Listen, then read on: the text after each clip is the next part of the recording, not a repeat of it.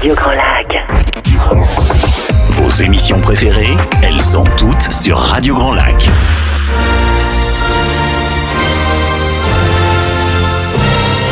Your English Weekly. Your English Weekly.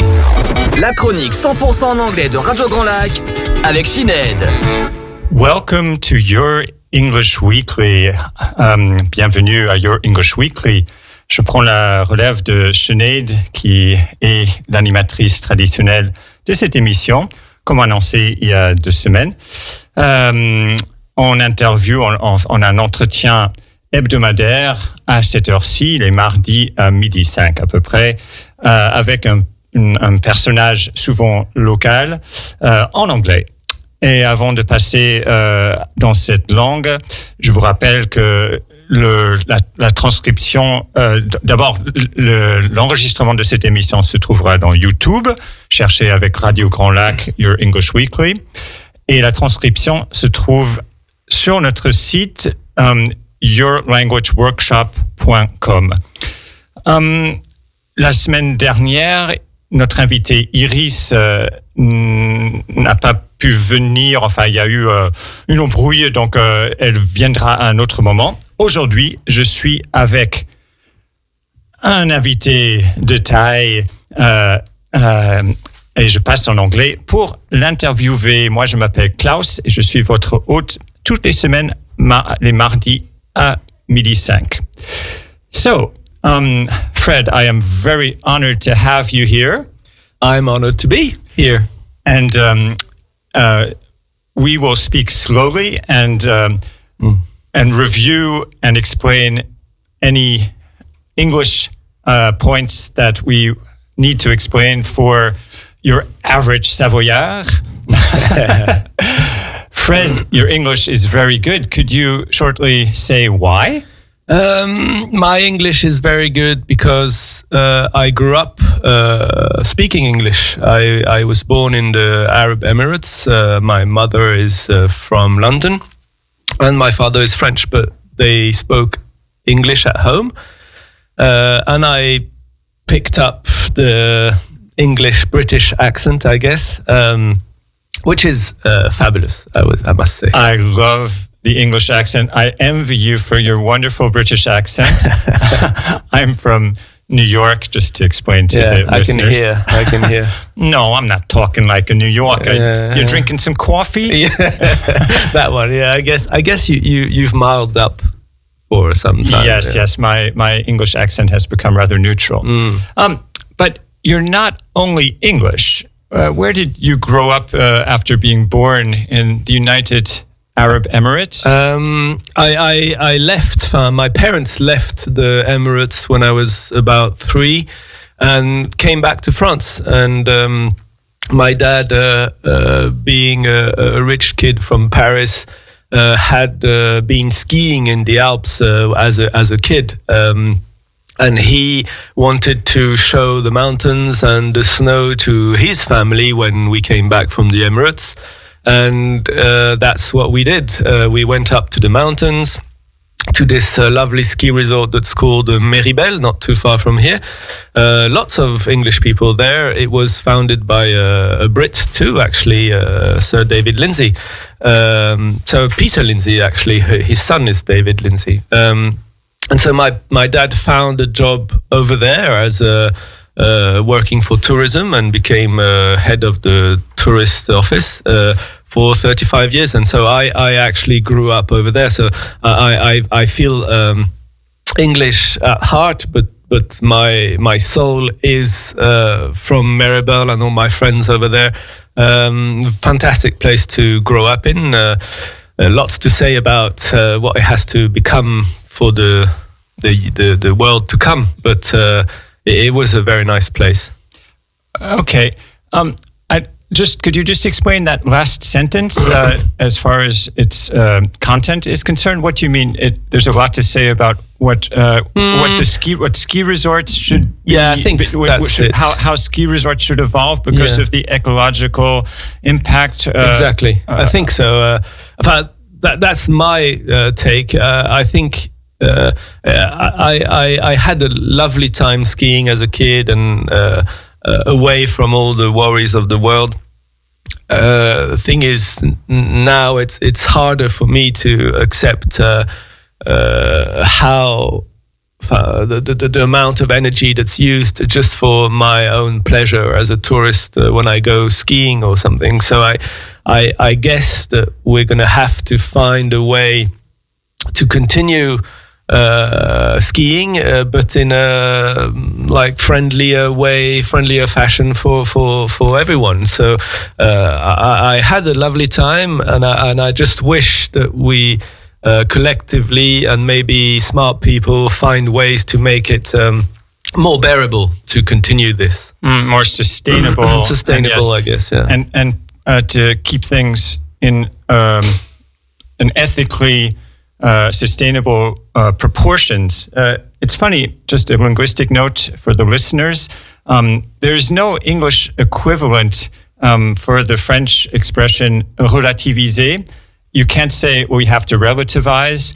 You'd have to say to keep things in proportion or to put them into perspective.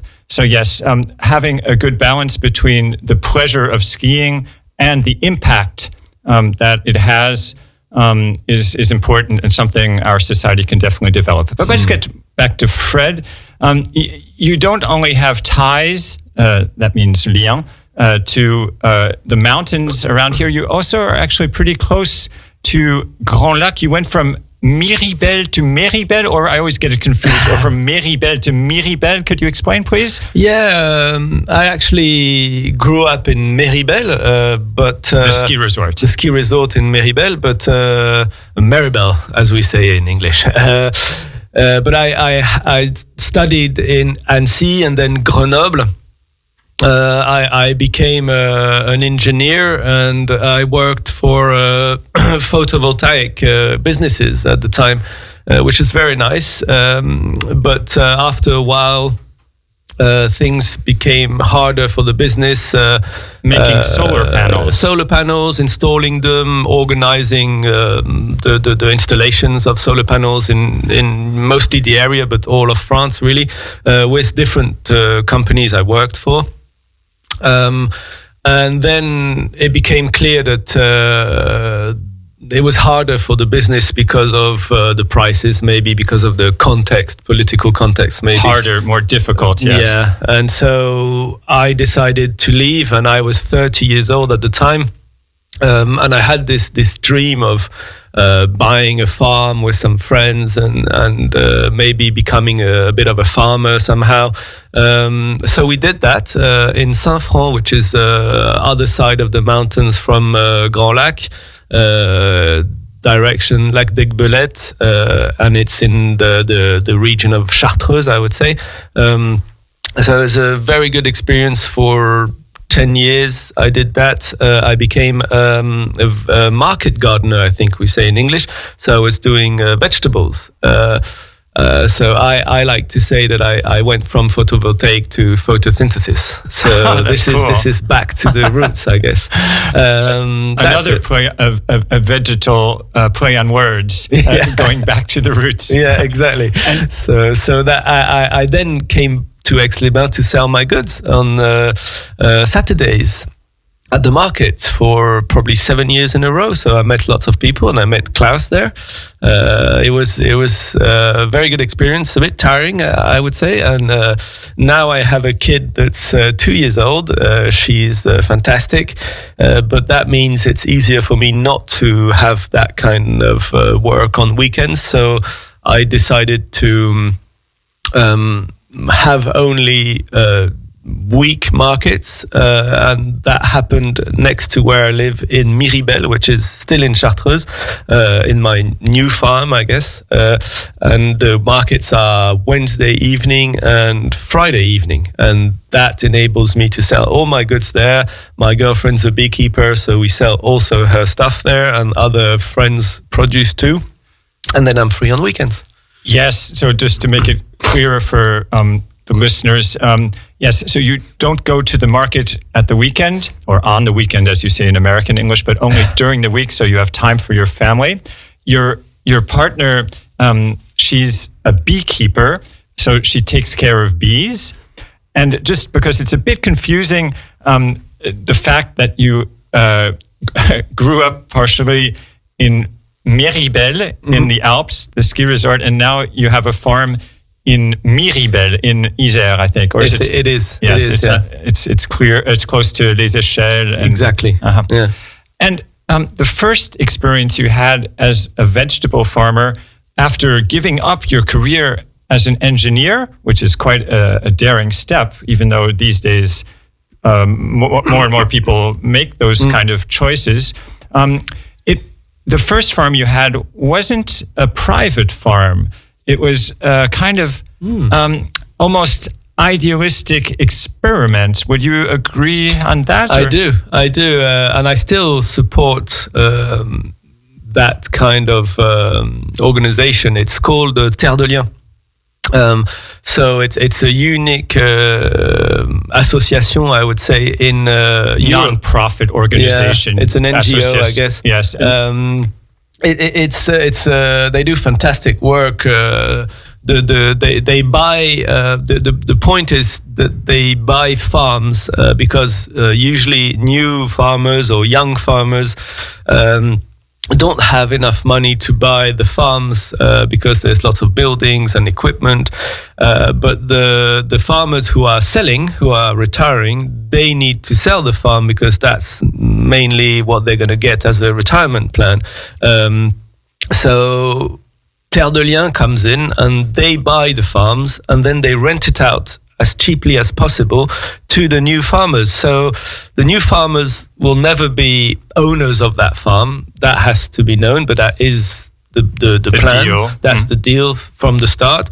But they're gonna rent it cheap. They're gonna rent it for at a cheap price. At a cheap price, which will enable them to hopefully survive and maybe make profit out of what they do as a job, as in farming. But when they stop farming, the day they want to stop, then it's rented out to someone else, which is a very different situation than what we have now, as in farmers who maybe were on the outskirts of cities and towns, and this is the situation that happened in Aix-les-Bains too. When you're on the outskirts and your grandparents are farmers, when the outskirts, that's like suburbs, it's exactly. Outside of town. It could be far away 50 years ago, but then 50 years later, the grandson wants to be a farmer, but the farm is suddenly on the suburbs or very close to, or even in the city. That means that the price of the land is not at all the same. And as a farmer, I mean, if your kids or grandkids don't want to be farmers, then it's very normal or very, let's say, obvious that you're going to sell your lands to the best offer that's going to be available. It must be a big temptation, and exactly. Also the workload, the amount and intensity of work you have to do, especially if you have animals, is enormous as compared to work as an employee in a white collar job. A white collar job is something that's not manual but more or less intellectual. True. All right, and you rented out this farm. Thanks to that great organism called Terre de Liens. But you didn't do that alone. Also, there was a supplementary challenge. And I loved something you told me at another time, that you were a bit too capitalistic, that you were the capitalist in the group. So could you explain what happened? Yeah, we when we bought this farm, so Terre de Liens bought the actual farming equipment and farming buildings, and next to that, adjacent to that, there was the living quarters, the houses, nice old stone houses, and those were bought directly by a group of friends, me and my friends, so 8 of us. decided to buy the houses, and we lived in it. Not all of us 8, but like 6 of us lived in those houses, and actually there were also other people living with us. So we were probably like 10 or 12 people at some point living over there. Some of us were doing farming. Others were working elsewhere. Others were doing whatever they do. So it was a very nice experience that lasted for me from 2012 when we bought it till 2019. And then I still worked over there in 2020, and then finally got my new farm and reinstalled all my equipment on my new farm, and I sold. You were kind of, excuse me. Please. You were kind of sick of the hippie communist kind of structure. I guess. Where it's more like I'm a hippie and a communist, by the way. Idealistically, at least. Of course, I guess there's a lot of idealism in there.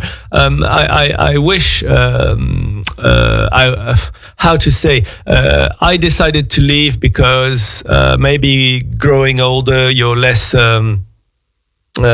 It's less easy for you to have to organize your life with other people around you, and also maybe one of the problematics we had is that the houses it was more like a big collective living together, whereas it would have been nice at one point to start having little houses that corresponded to the needs of the new families that were created, or the people who wanted to live together but not with everyone. So maybe if we had maybe those living quarters organized in another way, maybe we would have continued longer. But I mean, I have to say that there are still people, some of my friends living over there. It's less of a collective project now, but it's still a group of people living there. So they have I guess their aim is to continue that kind of movement, trying to make collective life an alternative type of living over there. But to me, it was just too much with my work, which is hard enough. So we decided to leave. And then you bought not a ruin, but a rundown pork farm, which was quite a challenge. An enormous, there's an enormous stall, barn, and you seem to manage it so wisely. You seem to have a good life quality, and just make enough to get by, and maybe a bit more. So I think you could be a model. Can you give us, as for closing words, some kind of advice of how to go about keeping the balance between the quality of life and making a living? Yeah, not easy. What would I say? I think I'm a workaholic, as we say. So I have a tendency. Someone who is addicted to work, like some people are addicted to alcohol. Not an alcoholic, but a workaholic. Yeah, workaholic for sure. So I think I'm probably like I'm overreaching. Probably. I bought this big old farm rundown. And I'm trying to make, I mean, there's lots of potential, but of course, it would be easier with a lot of money to make it straight away a good farm. But I'm trying to earn a living as a farmer. So, of course, it's not going to be a lot of living, a lot of money, but still, we are getting to a point where maybe we can make a flat and rent it, and maybe we're making enough with the vegetables and enough with the honey to be able to change the roof. And little by little, we're getting somewhere. I like being a farmer and living on the countryside, but maybe it's not the case for everyone. So, try